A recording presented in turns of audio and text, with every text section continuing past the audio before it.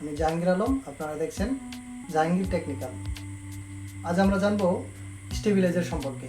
আর এই স্টেবিলাইজারটা আমাদের ফ্রিজকে বজ্রপাতের হাত থেকে রক্ষা করতে পারে কিনা সেটা আজকে আমরা জানবো। তাহলে আমরা মূল আলোচনায় চলে যাই। স্টেবিলাইজার এটির মূল কাজ হচ্ছে ভোল্টেজকে কমানো বা বাড়ানো। এখানে যদি ভোল্টেজ আপনার 170 এর নিচে চলে আসে তখন কিন্তু এটি কাজ করে না। এটি 220 থেকে 170 পর্যন্ত এতটুকুর মধ্যে যদি ভোল্টেজ থাকে তখন এটি বাড়িয়ে 220 ভোল্ট করে দেয়, এবং যদি 220 ভোল্টের উপরে মানে 250 ভোল্ট পর্যন্ত এটি নিয়ন্ত্রণ করে 220 ভোল্টে নিয়ে আসতে পারে। এটি হলো এর প্রধান বৈশিষ্ট্য। এখন আমরা অনেকে ভাবি যে আমার ফ্রিজের মধ্যে একটি স্টেবিলাইজার লাগানো আছে এরকম, তো এটি মনে হয় আমার ফ্রিজকে বজ্রপাতের হাত থেকে রক্ষা করতে পারে, কিন্তু এই ধারণাটা সম্পূর্ণ ভুল। এই ধারণাটাই না, শুধু এটি যে ভোল্টেজ নিয়ন্ত্রণ করতে পারে এই ক্ষেত্রেও কিছু কিছু ভোল্টেজ স্টেবিলাইজার মানে আপনার সঠিক কাজটি করে না। যেমন আমার হাতে যে স্টেবিলাইজারটি দেখতে পাচ্ছেন এটিও তার মধ্যে একটি। এটি কিন্তু মানে অরিজিনাল না। আপনারা যে দেখতে পাচ্ছেন এই স্টেবিলাইজারটাও অরিজিনাল না। এটা কিন্তু আপনারা যদি চেক করেন তাহলে বুঝতে পারবেন যে আপনাদের চেক করার জন্য এরকম একটি ক্লিপ অন মিটার বা ক্লাম্প মিটার লাগবে। এটির মাধ্যমে আপনারা চেক করতে পারবেন, অথবা মাল্টিমিটার দিয়েও আপনারা চেক করতে পারবেন। আপনারা চেক করার জন্য আপনার ইনপুট দেখবেন, আপনি যে লাইন থেকে এটার মধ্যে সংযোগ দিবেন ওই লাইনে কত ভোল্ট আছে, এবং এটার আউটপুটে যে একটি লাইন আছে এখানে আপনারা দেখবেন এটি আউট কত করতেছে। যদি আপনার লাইনে মেন লাইনে যদি আপনার থাকে 200 ভোল্ট, এখানে আপনি চেক করলে বুঝতে পারবেন যে এখানে কত ভোল্ট আছে। এখানে যদি আপনার 220 ভোল্ট থাকে তাহলে বুঝতে পারবেন যে এটি সঠিকভাবে কাজ করতেছে। আর যদি দেখেন যে না মেইন লাইনে আছে 200 ভোল্ট, এখানেও 200 ভোল্টই দেখাচ্ছে, তাহলে বুঝতে পারবেন যে না এটি সঠিকভাবে কাজ করে না।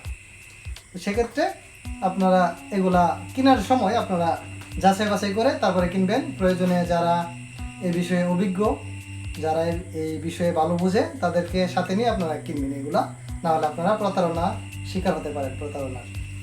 তো এক্ষেত্রে অনেক সময় ওয়েটও ম্যাটার করে, যে এই মেশিনগুলার ওয়েট আছে একটি, তো এটা খুবই হালকা। আর অরিজিনালগুলো এরকম হালকা হয় না, আর অনেক ভারী হয়। আর তাছাড়া আপনারা কম দামিও বুঝতে পারবেন। এটা মূলত 1500 থেকে 2500 টাকার মধ্যেই কিনতে পাবেন। এটা হচ্ছে আপনার ডুপ্লিকেট। অরিজিনালি এটি আপনার ভোল্টেজকে বাড়াতে পারবে না বা কমাতে পারবে না। আর অরিজিনাল যেগুলা ওইগুলো আপনার 3500 থেকে 5000, 7000, 10,000 টাকাও আছে, ওইগুলো আপনারা কিনতে পারবেন, ওইগুলো আপনার কাজ করে। তো আশা করি আপনারা বুঝতে পারছেন যে এটি কি কাজ করে। এটি হচ্ছে মূল কাজ, যে আপনার ভোল্টেজকে বাড়িয়ে বা কমিয়ে দেবে। তারপরে আমরা এখন কথা হলো আমাদের ফ্রিজের মধ্যে এগুলো আসলে প্রয়োজন কিনা। দেখুন, আমরা এগুলা কী জন্য ব্যবহার করব সেটা আপনারা হয়তো অনেকে জানেন।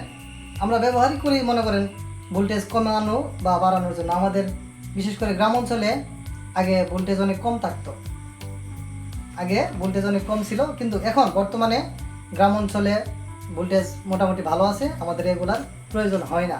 আমি মনে করি এগুলার কোনো প্রয়োজন নেই এখন বর্তমানে, যেহেতু ভোল্টেজ ঠিকঠাক আছে।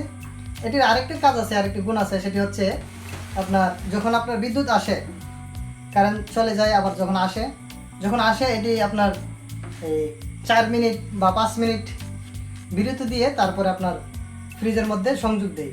তো এক্ষেত্রে আপনার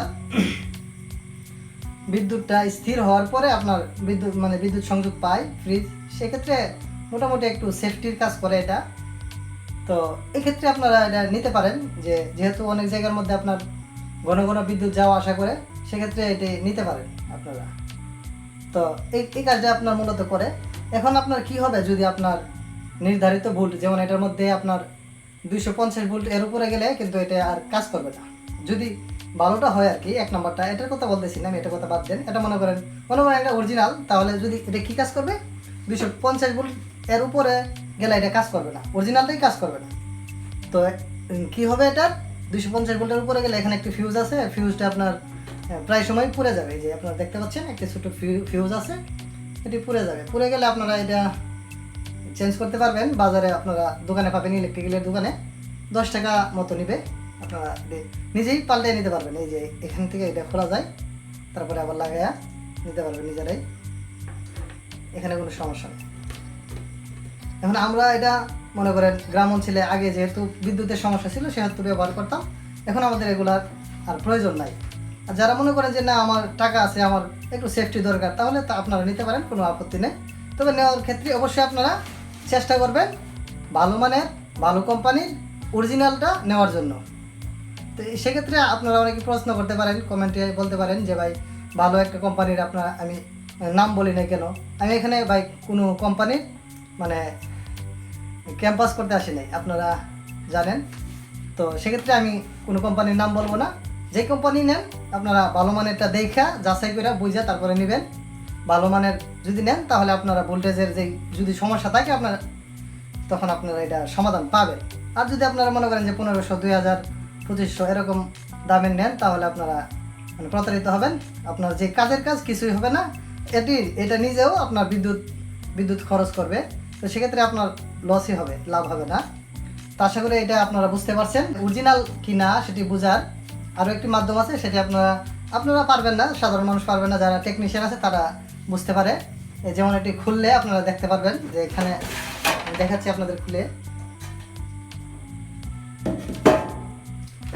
আপনারা একটু খেয়াল করলে দেখতে পারবেন যে এখানে একটি ট্রান্সফরমারের মতো কিছু একটা আছে, কিন্তু এটি মূলত ট্রান্সফরমারই না, এটা কোনো ট্রান্সফরমার না। ট্রান্সফরমার মূলত এরকম হয় না, ঠিক আছে। এই যে আপনারা দেখতে পাচ্ছেন, এই যে দেখতে পাচ্ছেন এটি কোনো ট্রান্সফরমারই না, ঠিক আছে।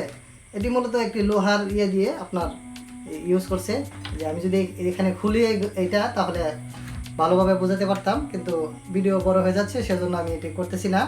এর ভিতরে শুধু 2টি ট্রানজিস্টর এবং একটি ক্যাপাসিটর ব্যবহার করা হয়েছে। এটি মূলত মানে ভোল্টেজ বাড়ানো বা কমানোর কোনো ক্ষমতাই নেই। এখানে যদি ভোল্টেজ বাড়াতে হয় তাহলে আপনার এই লেভেল আপ ট্রান্সফরমার ব্যবহার করতে হয়। তো সেক্ষেত্রে এখানে কোনো ট্রান্সফরমার নাই। যে এটা যে দেখতে পাচ্ছেন এটা কিন্তু ট্রান্সফরমার না, কিন্তু দেখতে হুবহু ট্রান্সফরমারের মতো। সাধারণ মানুষ এটা বুঝতে পারবে না, যারা টেকনিশিয়ান আছে তারা বুঝতে পারবেন যে এটা আসলে কোনো ট্রান্সফরমার না, ঠিক আছে। তো আশা করি বিষয়টা বুঝতে পারছেন। তো আপনারা স্টেবিলাইজার কেনার সময় অবশ্যই আপনারা সচেতন থাকবেন যাতে আপনারা না ঠকেন। তো আশা করি ভিডিওটি আপনাদের অনেক উপকারে আসবে। তো যদি ভিডিওটি ভালো লাগে অবশ্যই লাইক কমেন্ট করবেন আর চ্যানেলটি সাবস্ক্রাইব করে পাশে থাকবেন।